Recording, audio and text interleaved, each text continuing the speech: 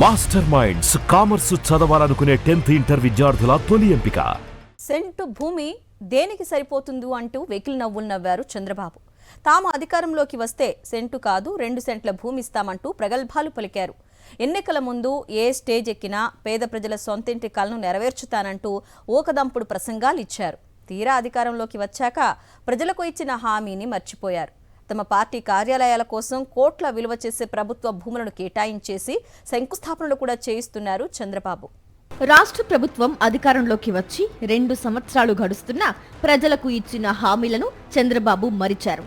Super 6 పేరుతో పథకాలను అందిస్తామన్న బాబు TDP కార్యకర్తలకు మేలు చేసే పనిలో మునిగిపోయారు.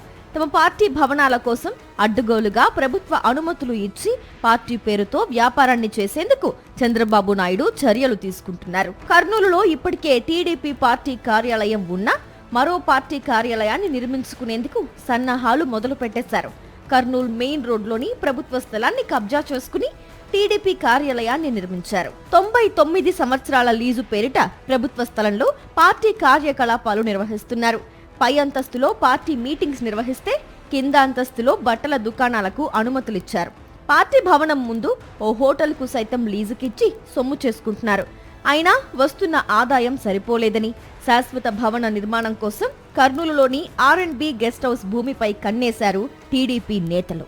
అధికారంలో ఉన్నది తామే కావడంతో 100 కోట్ల రూపాయల విలువైన 1.50 ఎకరాల భూమికి అడ్డగోలుగా అనుమతులను సంపాదించి కర్నూలు జిల్లా టీడీపీ అధ్యక్షురాలు గుడిసె కిష్టమ్మతో భూమి పూజ కూడా చేయించేశారు. దీనిపై స్థానికులు తీవ్ర స్థాయిలో మండిపడుతున్నారు.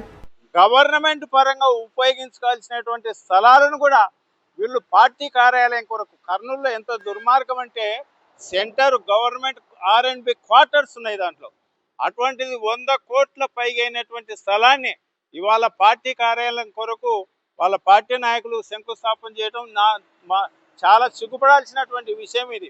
అధికారంలోకి వస్తే ప్రజలకు ఇళ్ల పట్టాలు అందిస్తామంటూ ప్రగల్భాలు పలికిన చంద్రబాబు ఇప్పుడు ఏమయ్యారంటూ వామపక్ష నేతలు నిలదీస్తున్నారు. ప్రజలకు ఇచ్చిన హామీలను పక్కన పెట్టి మీ పార్టీ కార్యాలయాలకు భూములను ఎలా కేటాయిస్తున్నారని ప్రశ్నిస్తున్నారు నేతలు. పేదలు సెంటు స్థలంలో గుడిసెలు వేసుకుంటే ఆగమేఘాలతో వాటిని తొలగిస్తారు. కానీ 100 కోట్ల రూపాయల విలువైన భూములను కూటమి ప్రభుత్వం ఎలా స్వాధీనం చేసుకుంటుందని వారు ప్రశ్నించారు. మీరు ఇస్తారా లేదా? ప్రజలకు ఏదైతే 2.5 సెంట్లు స్థలం ఇస్తా అని చెప్పారో ఆ ఇస్తారా లేదా స్పష్టంగా ప్రభుత్వం ప్రకటించాలి, జిల్లా కలెక్టర్ గారు ప్రకటించాలి. ఆ రకం చేయకపోతే మాత్రం కర్నూలు జిల్లాలో జిల్లా వ్యాప్తంగా CPM పార్టీ ఎక్కడైతే ప్రభుత్వ స్థలాలు ఉన్నాయో అక్కడ ఆక్రమణ చేసి ప్రజలకు మేమే పంపిణీ చేయాల్సి వస్తుంది. ఇప్పటికైనా ప్రజలకు ఇచ్చిన హామీలను నెరవేర్చాలని కర్నూలు ప్రజలు కూటమి సర్కార్ని డిమాండ్ చేస్తున్నారు. స్వార్థ రాజకీయాలను పక్కన పెట్టి ప్రజలకు భూములు కేటాయించాలంటున్నారు.